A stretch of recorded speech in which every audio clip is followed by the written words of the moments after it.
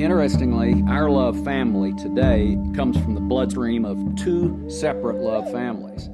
Benjamin Love, he was the official interpreter for the Chickasaws in their dealings and negotiation with Andrew Jackson, with President Jackson, and the commission that was charged with the responsibility of relocating some of the tribes.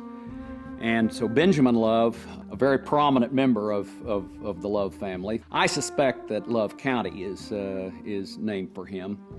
And the other side of the Loves were also Chickasaws. My great-grandmother on the Benjamin Love side, and my great-grandfather, Robert J. Love, coming from the other Love family, married, and so we've got a unified Love family now. But it's interesting that it's actually two different unrelated Loves that make up our family.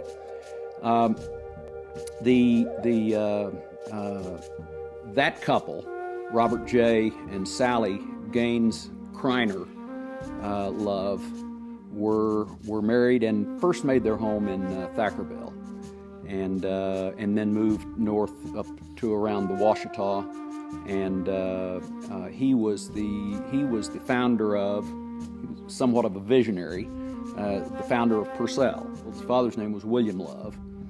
He was killed by the Comanches, and this would have been around the time of, or maybe a little before, the Civil War.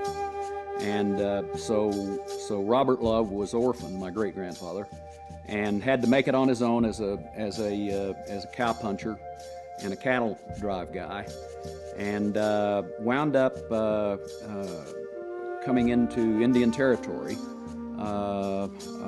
in about, I think about 1890, 1893, something like that.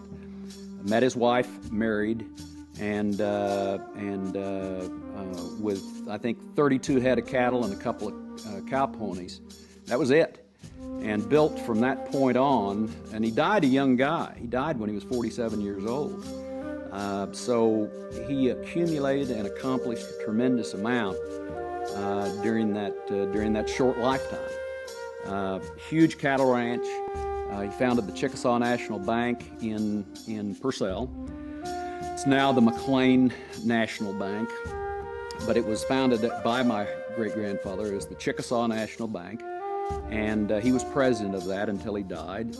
He was a co-founder and part owner of the Purcell Cotton Oil Company and the grain elevator there. His son, my grandfather, continued that on. He was also president of the Chickasaw National Bank and continued his dad's ranching and cattle operations. Again, a very venturesome guy. They and a lot of other Chickasaws like him were a great example of the deep spirit of enterprise in those guys that maybe characterized the pre-Oklahoma Chickasaw Oklahomans.